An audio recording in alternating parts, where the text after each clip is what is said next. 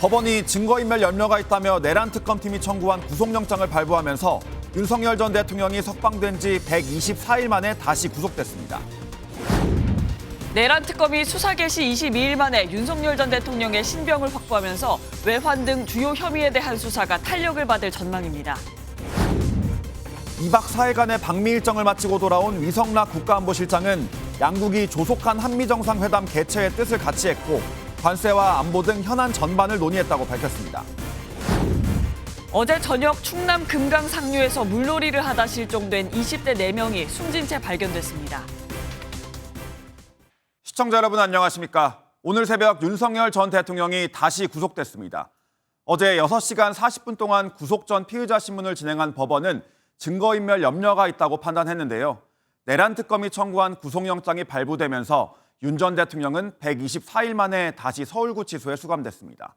오늘 굿모닝 MBN 첫 소식은 김세희 기자가 보도합니다. 어젯밤 영장실질심사를 종료한 남세진 서울중앙지법 영장전담 부장판사는 5시간 뒤인 오늘 오전 2시쯤 윤석열 전 대통령에 대해 구속영장을 발부했습니다. 남 부장판사는 증거인멸에 염려가 있다고 영장 발부 이유를 밝혔습니다. 이에 따라 윤 전 대통령은 지난 3월 8일 법원의 구속취소로 석방된 지 124일 만에 다시 영어의 몸이 됐습니다. 두 번째 구속심사 받으셨는데 심경 어떠신가요? 윤 전 대통령에 적용된 혐의는 체포영장 집행 저지, 국무위원 심의 의결권 행사 방해, 사후계엄 선포문 작성 등 5개입니다.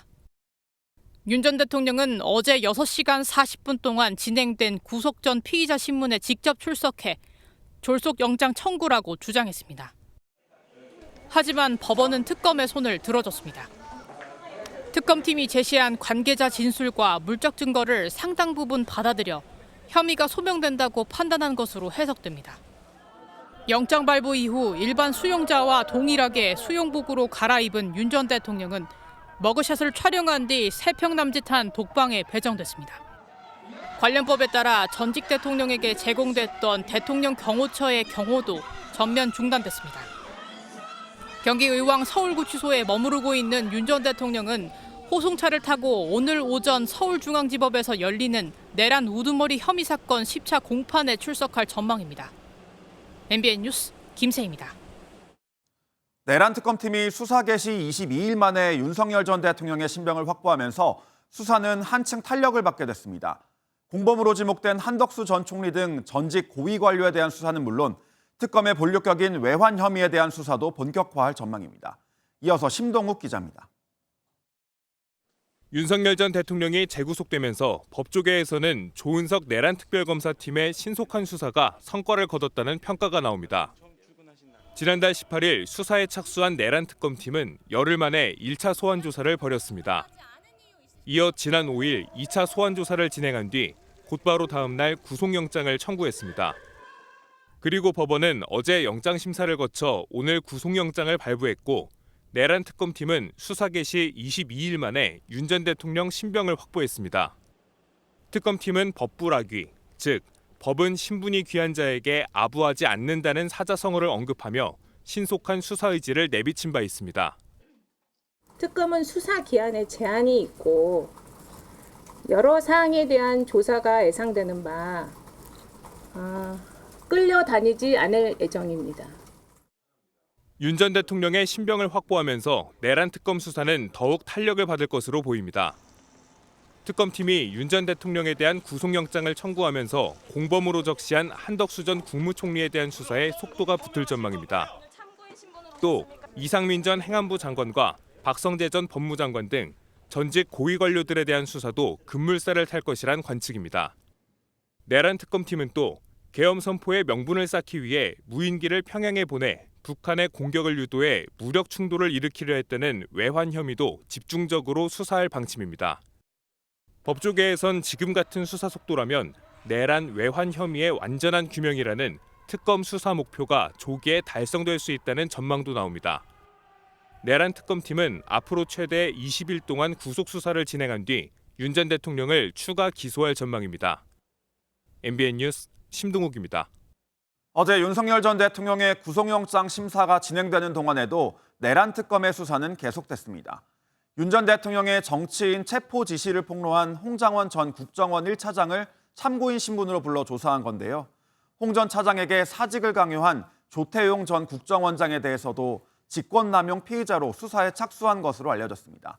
박혜빈 기자의 보도입니다. 이번에 다 잡아들여서 싹 다 정리해라 라고 말씀하셨습니다.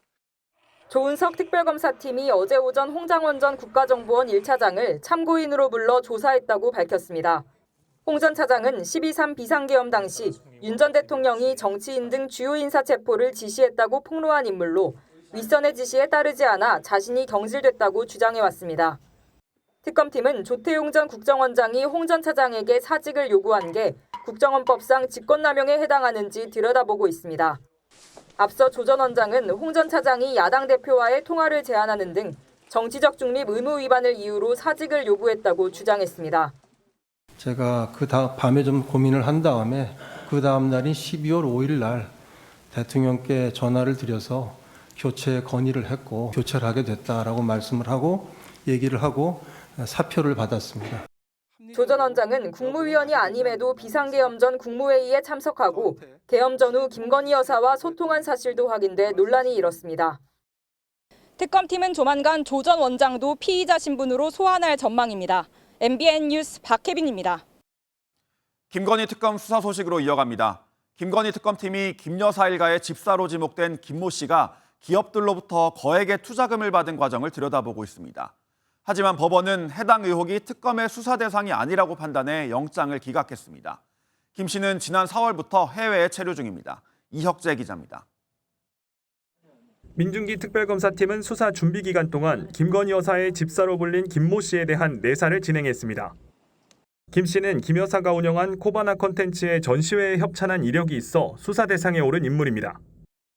특검팀은 김 씨가 소유한 렌터카 업체가 도이치모터스로부터 차량을 지원받고 기업들로부터 180억 상당의 투자금을 받은 경위를 살펴보고 있습니다. 특검팀은 투자금을 낸 기업들이 오너 리스크가 있었던 점에 비추어 모종의 대가를 바라고 준 것 아니겠냐고 의심하는 것으로 보입니다. 혜택을 줬다는 도이치모터스는 심지어 김 여사가 주가 조작에 가담했다는 의혹을 받는 회사입니다. 하지만 핵심 수사 대상인 김 씨는 올해 4월 해외로 출국했습니다. 속칭 집사로 불리던 이 사건 주 피의자인 김모 씨가 올해 4월 해외로 출국하여 지금까지 귀국하지 않고 있는 사실, 또 사무실과 가족들이 주소지를 이전한 사실을 확인하였습니다. 특검팀은 수사에 속도를 내면서 김 씨 소유 렌터카 업체 사무실 등 압수수색 영장을 청구했습니다. 하지만 서울중앙지법은 특검법이 정한 수사 대상이 아니라고 판단해 영장을 기각했습니다. 이에 특검팀은 특검법에 명시한 사건을 수사하다 인지한 관련 범죄도 수사할 수 있다며 법원 결정에 동의할 수 없다는 반응입니다. 특검팀은 투자금을 낸 기업들을 상대로 자료를 제출받아 김 여사가 얼마나 개입됐는지 여부 등을 보강해 영장을 다시 청구할 계획입니다. MBN 뉴스 이혁재입니다. 김건희 특검이 지난 8일 진행한 윤상현 의원 등에 대한 압수수색 영장에 2022년 정진석 전 대통령 비서실장도 피의자로 적시한 사실이 확인됐습니다. 의혹의 중심인 윤석열 전 대통령 부부에게는 업무방해죄와 뇌물 혐의가 적시됐습니다. 노하린 기자가 보도합니다. 민중기 특별검사팀은 2022년 재보궐선거 당시 김건희 여사가 김영선 전 국민의힘 의원 등 공천 과정에 개입했는지를 들여다보고 있습니다. 그동안 공천거래, 부당한 선거 개입과 관련한 많은 의혹이 장기간 제기되어 온 만큼 신속하게 사건의 진상을 규명할 필요가 있다고 판단하고 지난 8일에는 의혹에 연루된 윤상현 국민의힘 의원과 김영선 전 의원 등 관련자들에 대해 압수수색을 진행했습니다. MBN 취재 결과 윤 의원 압수수색 영장에 2022년 당시 국민의힘 지방선거 공천관리위원장이었던 정진석 전 대통령 비서실장이 피의자로 적시된 사실이 확인됐습니다. 특검팀은 압수물 분석 등을 토대로 2022년 지방선거 공천 과정에서도 윤석열 전 대통령 부부의 위력 행사가 있었는지 확인할 것으로 보입니다.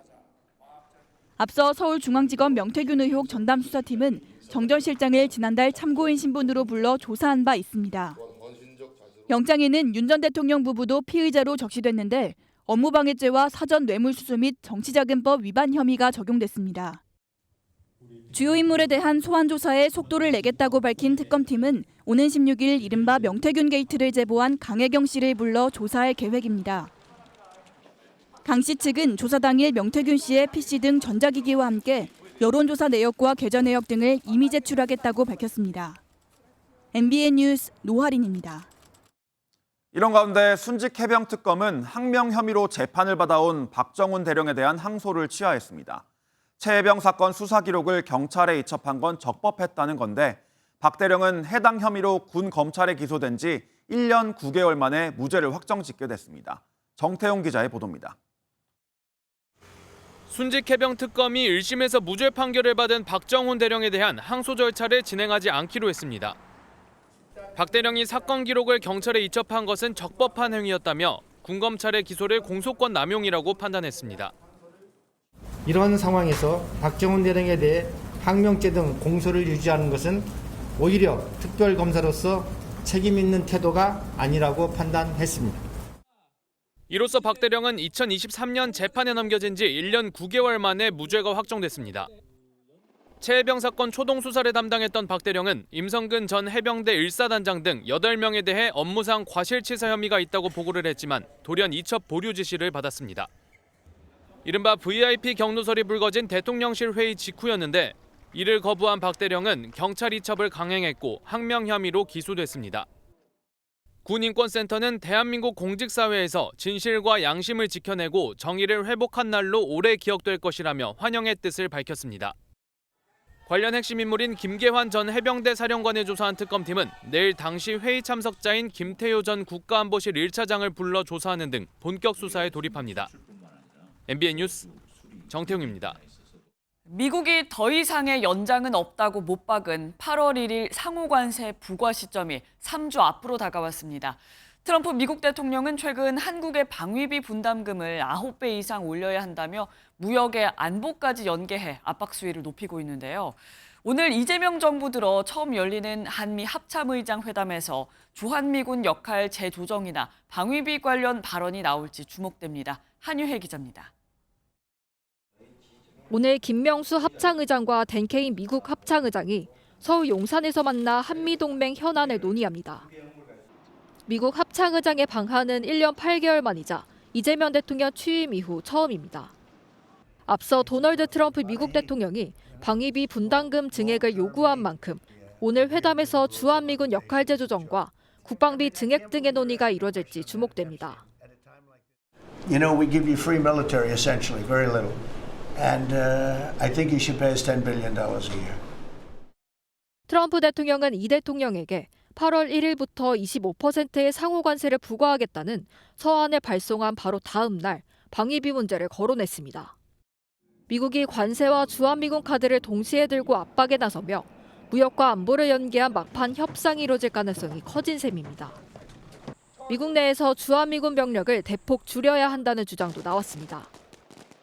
댄 콜드웰 전 미국 국방장관 수석고문은 보고서에서 현재 2만 8천여 명의 주한미군 가운데 지상 전투병력 대부분을 철수하고 10,000명만 남겨야 한다고 주장했습니다.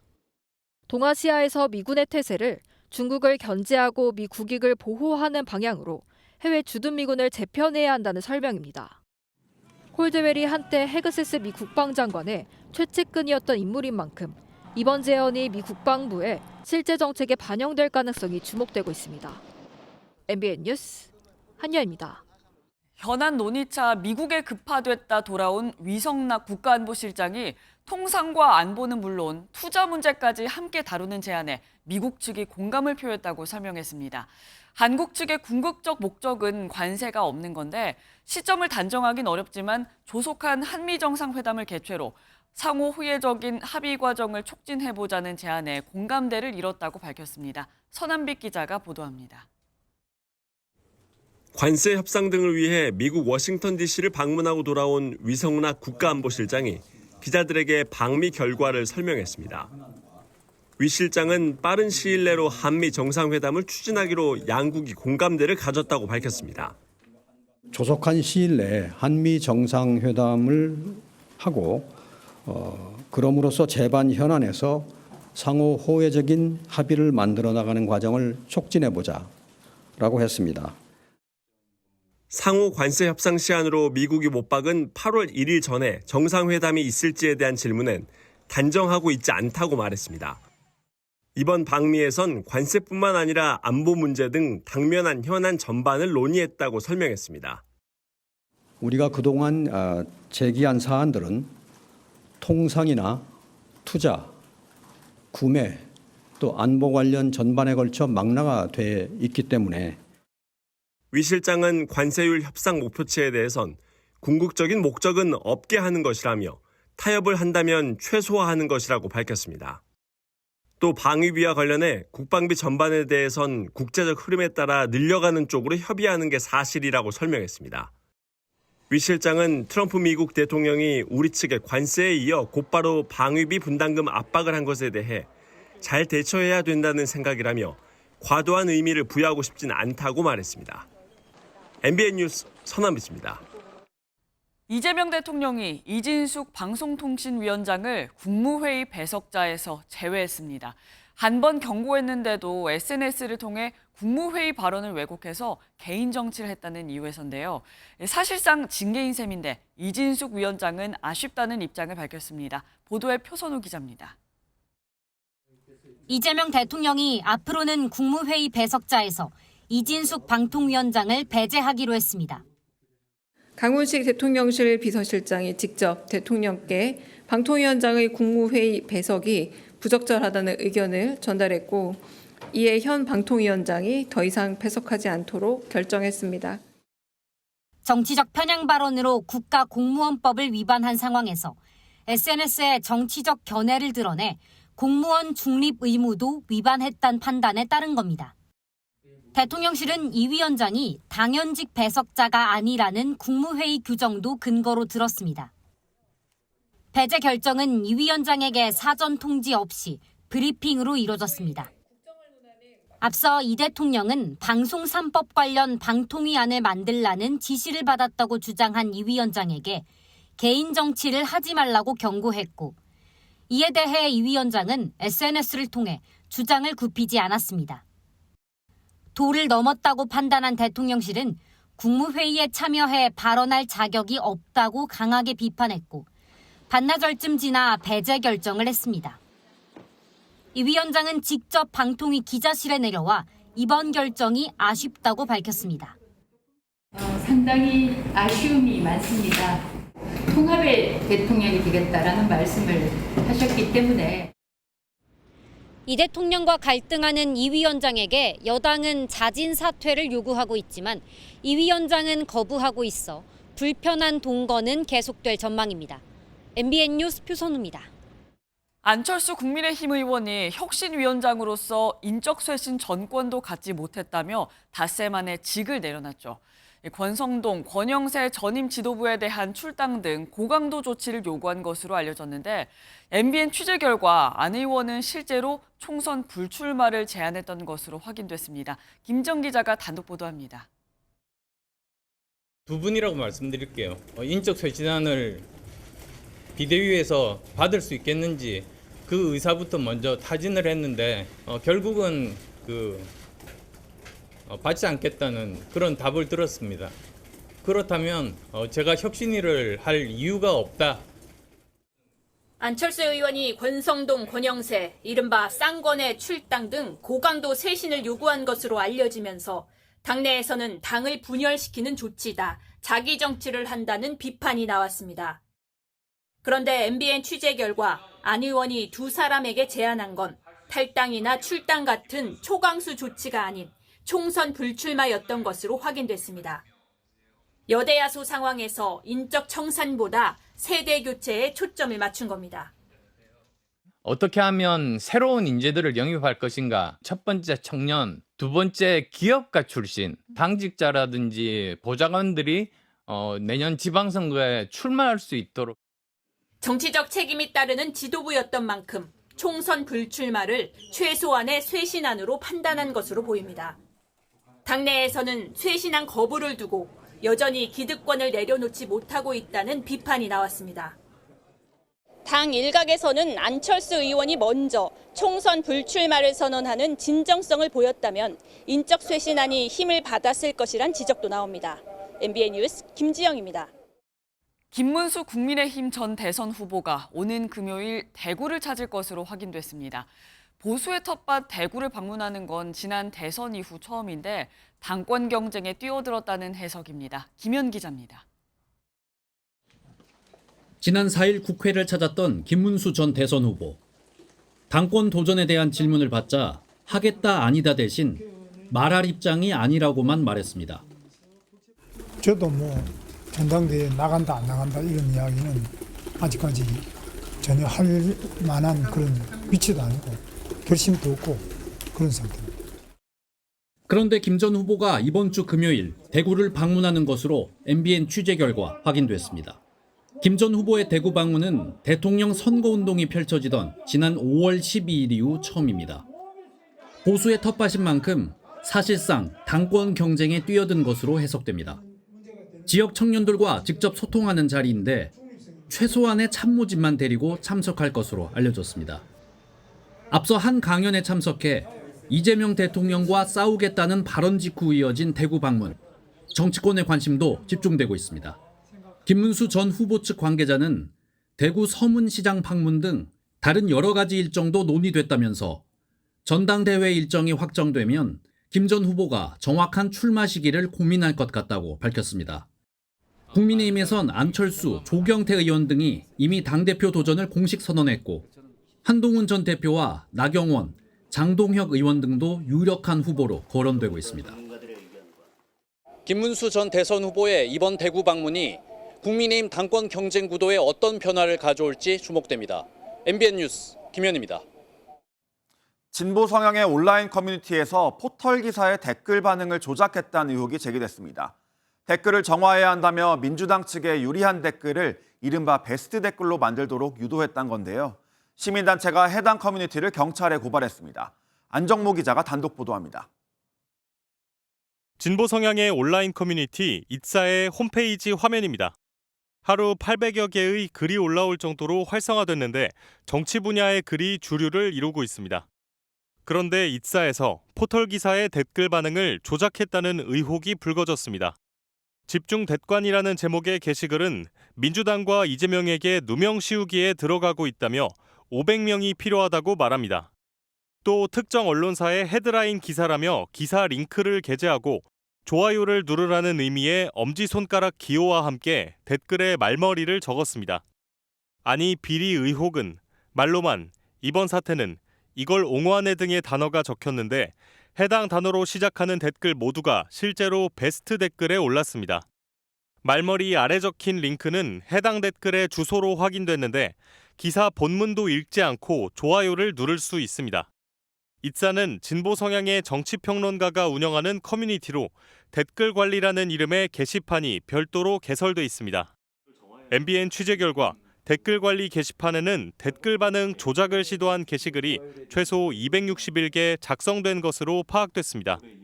지난해 4월 9일 22대 총선을 하루 앞두고 국민의힘이 이재명 당시 민주당 대표를 비판했다는 기사 댓글도 잇사 게시글 주도하에 베스트 댓글에 오른 정황도 확인됐습니다. 명백하게 댓글 조작입니다. 특정인에 의해서 특정 댓글에 좋아요라는 그런 가이드라인을 제시했다는 측면에선 이게 바로 여론의 왜곡인 것이죠. 보수 성향의 시민단체는 사이트 운영자와 성명불상의 활동가 등을 업무방해 혐의로 경찰에 고발했습니다. 네이버에 올라온 기사의 댓글 순위를 인위적으로 조작해 실제 국민 여론과는 다른 결과값을 만들어냈다고 주장했는데 잇사 운영자는 의혹을 전면 부인했습니다. 누구나 다 온라인에서 자기 지지 의사 표현할 수 있는 것이 그게 무슨 여론 조작이라고 할 수 있나요? 경찰이 해당 사건에 대해 정식 수사에 착수한다면 상당한 파장도 예상됩니다. MBN 뉴스 안정모입니다. 몇 달 전 바다에 표류하다 우리 측에 구조됐던 북한 주민 6명이 어제 북한으로 돌아갔습니다. 우리 측이 지속적으로 송환을 통보했지만 북한이 전혀 반응하지 않아 타고 왔던 목선을 동해상에서 돌려보낸 건데요. 그런데 답이 없던 북한은 경비정을 대기시켜 주민들을 인계했습니다. 강재묵 기자가 보도합니다. 동해바다 위에 떠 있는 목선에 북한 주민들이 보이고 이내 이들이 멀리 북한 경비정과 만나는 모습이 포착됩니다. 지난 3월 서해상에서 2명, 5월에는 동해상에서 4명이 표류하다 구조됐는데 이들이 북한으로 송환된 겁니다. 북한 경비정이 인계 지점에 나와 있었으며 북한 선박이 자력으로 귀환하였습니다. 북한 주민의 자유 의사를 여러 차례 확인하고 구조됐던 초기부터 북한으로 돌아가겠다는 의사를 밝혀왔던 만큼 해상으로나마 돌려보낸 것입니다. 다만 서해에서 구조된 목선은 고장이 심해 운항이 불가능했고 동해에서 구조된 목선으로 주민 6명을 모두 태워보냈습니다. 오전 8시 56분쯤 자력으로 동해 북방 한계선을 넘은 뒤 9시 24분쯤 나와 있던 북한 경비정과 만난 것으로 확인됐습니다. 우리 정부가 유엔사를 통해 북측에 송환 계획을 2차례 통보한 바 있는데 북한이 답변을 하지 않았지만 미리 준비하고 있었던 것으로 보입니다. 이런 중요한 문제를 서로 상의 없이 합의 없이 진행한다라는 것은 양자 간의 관계에서 전례를 찾아볼 수 없을 정도의 이번 송환 과정은 앞서 이재명 대통령이 북한 주민 송환 대책을 마련하라고 지시하면서 빠르게 속도가 붙은 것으로 전해집니다. MBN 뉴스 강재묵입니다. 금융당국이 국내 최대 연예기획사인 하이브의 방시혁 의장을 다음 주 증시 사기 혐의로 검찰에 고발할 예정입니다. 하이브 상장 과정에서 수천억 원의 부당이득을 챙겼다는 의혹 때문입니다. 무슨 일인 건지 구경호 기자가 보도합니다. BTS를 키워 폭발적으로 성장한 하이브의 방시혁 의장이 받고 있는 혐의는 자본시장법상 사기적 부정거래입니다. 서울 용산구의 하이브 사옥 앞입니다. 하이브는 시가총액이 11조 원에 달하고 방 의장은 주식 재산이 지난주 국내 5위인 4조 원에 달했는데 금융당국은 하이브의 상장 과정에서 문제가 있다고 보고 있습니다. 상장 직전인 2020년 무렵 방 의장은 지인이 세운 사모펀드와 상장에 따른 지분 매각 차익의 30%를 넘겨받는 계약을 맺은 것으로 전해집니다. 그런데 하이브 주식을 가진 투자자들에게는 상장 계획이 없다면서 주식을 해당 사모펀드에 팔도록 유도했습니다. 주주들은 이 말을 믿고 주식을 팔았는데 방 의장은 상장 이후 사모펀드가 주식을 매각해 얻은 차익 가운데 4천억 원가량을 정산받은 것으로 알려졌습니다. 이 같은 혐의에 대해 지난달 소환 조사한 금융당국은 최근 방 의장을 검찰에 고발하기로 하고 오는 16일 최종 확정할 예정입니다. 이에 대해 하이브 측은 당시 상장이 법률과 규정을 준수하며 진행됐다는 점을 충실히 소명하겠다고 밝혔습니다. 시장 교란 행위로 판단이 될 가능성이 있기 때문에 자본시장법 위반에 해당할 가능성이 있고요. 50억 원 이상을 넘어간다 하면 법정형은 무기 또는 5년 이상의 징역에 상장 전 기존 투자자들이 방 의장 측에 속아 지분을 넘겨 손해를 봤다며 손해배상 청구에 나설 경우 법적 공방으로 이어질 가능성도 제기됩니다. MBN 뉴스 구경호입니다.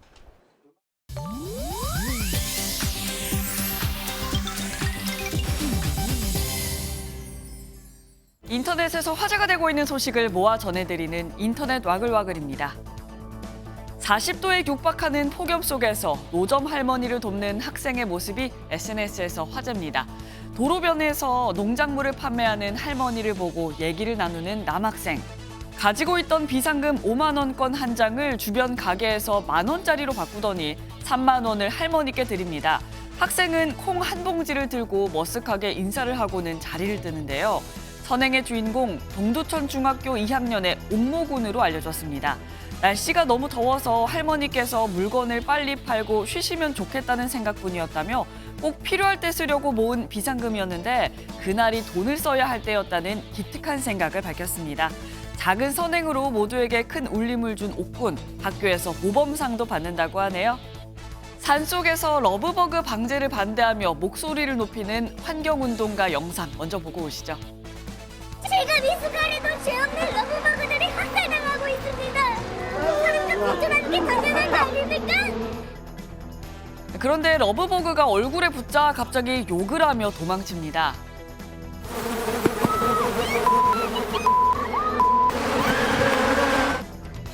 최근 온라인에서 동물보호 운동가의 이중적인 모습이라며 큰 비난을 받은 영상인데요.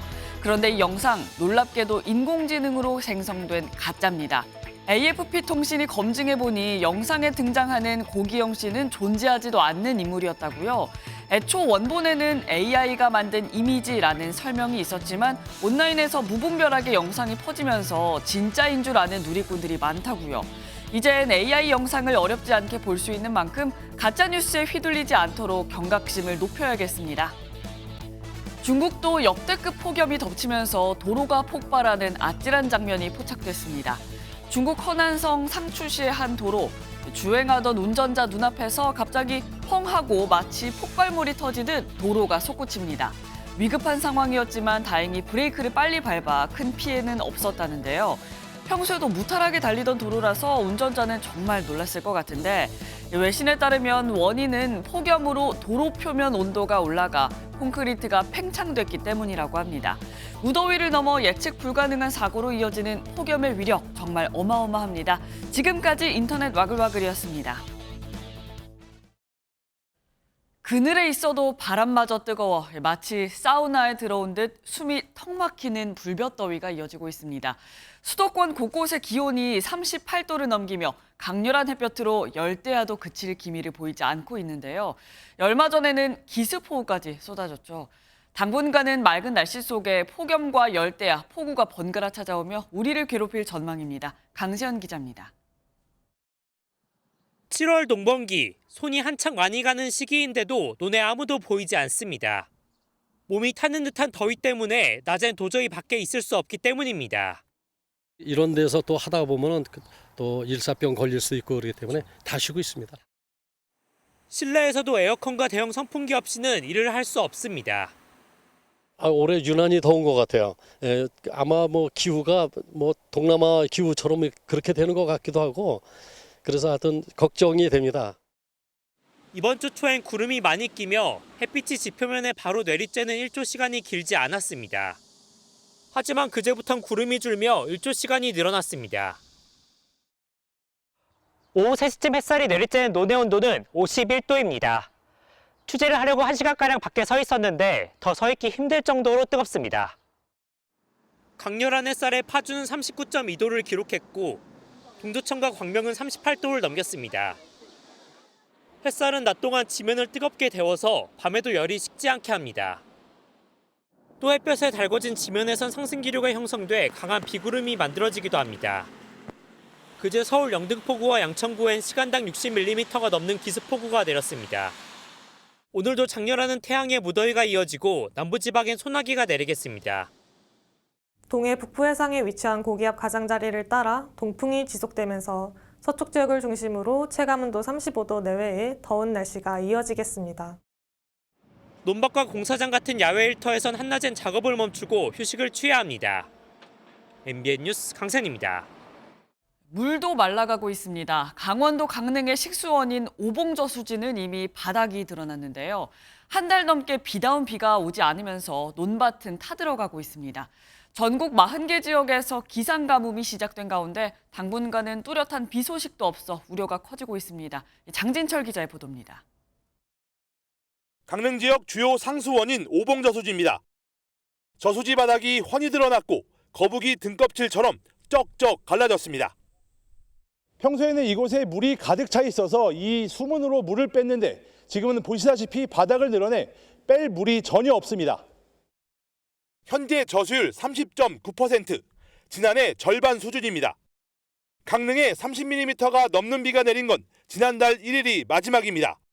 이번 달에는 고작 11mm가 전부입니다. 급한 대로 농업용수부터 제한급수에 나섰습니다. 농가는 직격탄을 맞았습니다. 작물은 바짝 말랐습니다. 바짝물에 그 옥수수, 감자, 그게 이제 제일 문제인데 옥수수, 감자가 전부 다 알이 없어요. 앞으로도 당분간 강원 영동에는 비 소식이 없습니다. 다음 주에는 사람이 쓰는 생활 용수도 제한해야 할 판입니다. 다음 주까지 비가 안 온다면은 한 25% 이하로 떨어지면은 저희들은 심각 단계로 보고 있고 더 확대해서 강릉을 포함해 전국 40개 지역이 비가 오지 않은 기상 가뭄 지역으로 분류됐습니다. MBN 뉴스 장진철입니다. 바다도 직격탄을 맞았습니다. 제주와 남해, 서해 등 남쪽 바다 수온이 28도까지 올라가면서 고수온주의보가 내려졌는데요. 역대 최악의 집단 폐사가 발생했던 지난해보다도 보름 이상 빠른 속도에 어민들의 걱정이 커지고 있습니다. 홍지호 기자입니다. 전남 보성군의 한 바닷가. 새꼬막 양식장이 많은 곳으로 때이른 폭염에 비상이 걸렸습니다. 7월은 새꼬막이 알을 낳는 산란기인데 수온이 1년 전보다 3도나 높은 30도까지 치솟았기 때문입니다. 작년에도 8월에 31.3도까지 수온이 높아지며 95%가 폐사했는데 올해는 속도가 더 빨라 벌써부터 걱정이 앞섭니다. 온도가 이렇게까지 올라간 적은 없었던 것 같아요.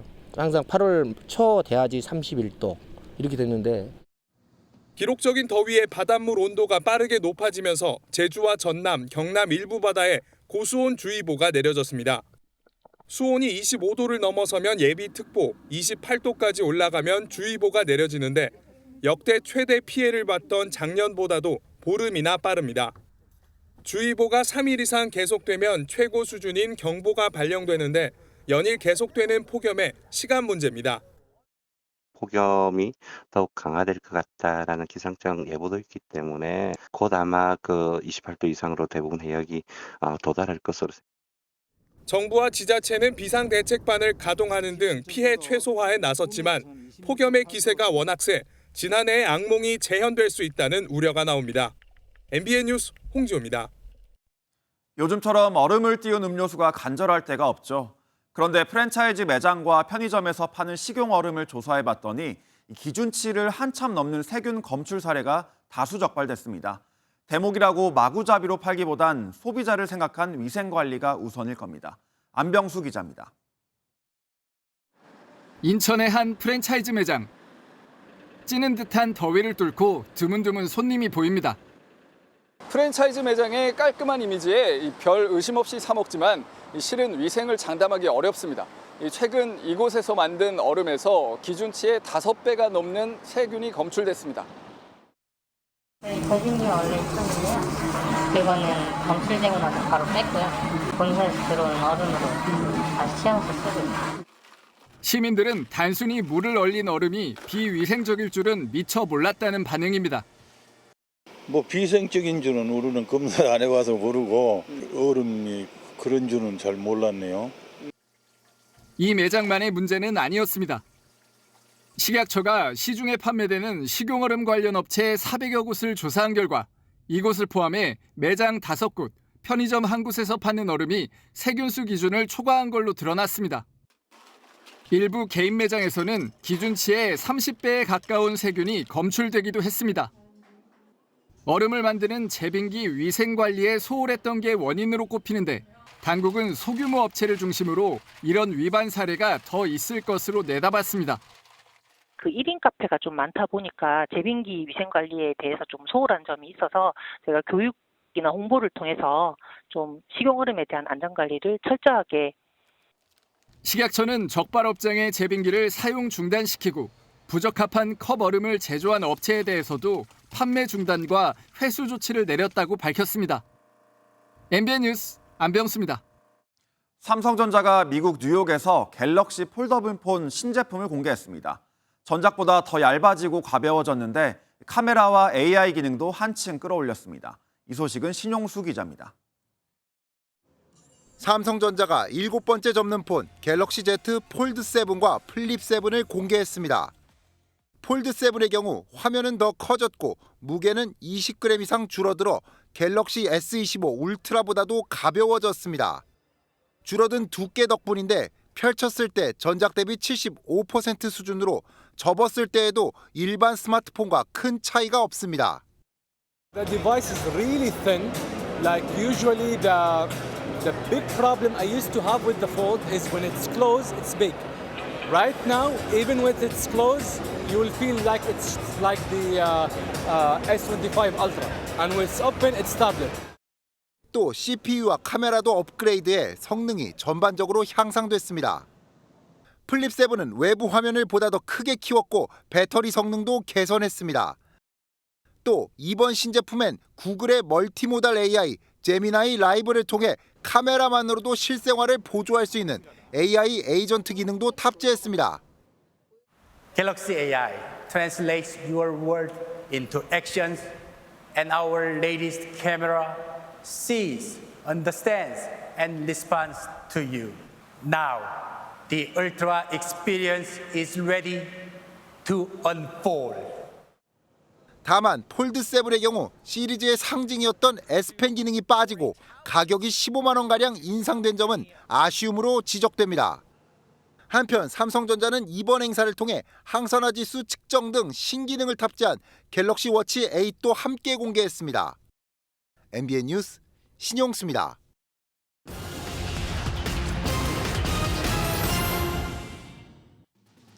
굿모닝 경제입니다. 코스피가 어제 사흘째 오른 3,133의 장을 마감하며 지난 3일 기록했던 종가 기준 연고점을 다시 넘어섰습니다. 2021년 9월 17일 이후 3년 10개월 만에 최고치로 개인 투자자가 4,300억 원 넘게 주식을 사들이며 주가 상승을 이끌었습니다. 주가 조작 같은 불공정 거래를 막기 위해 금융당국이 원스트라이크 아웃 제도를 본격 시행합니다. 이를 위해 오는 30일 금융위원회와 금융감독원, 한국거래소에 분산된 조사심리 기능을 합친 주가조작 근절 합동대응단이 출범합니다. 2년까지 걸렸던 조사 과정을 6개월로 줄이고 중대 불공정 거래 행위에 연루된 대주주와 경영진은 실명을 공개한다는 방침입니다. 국가기술표준원이 휴대폰 뒤에 신용카드를 끼운 채로 무선 충전을 하면 과열로 고장이나 화상 위험이 크다며 주의를 당부했습니다.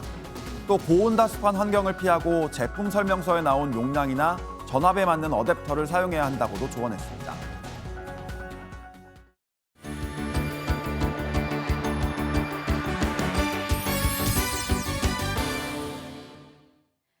굿모닝 월드입니다.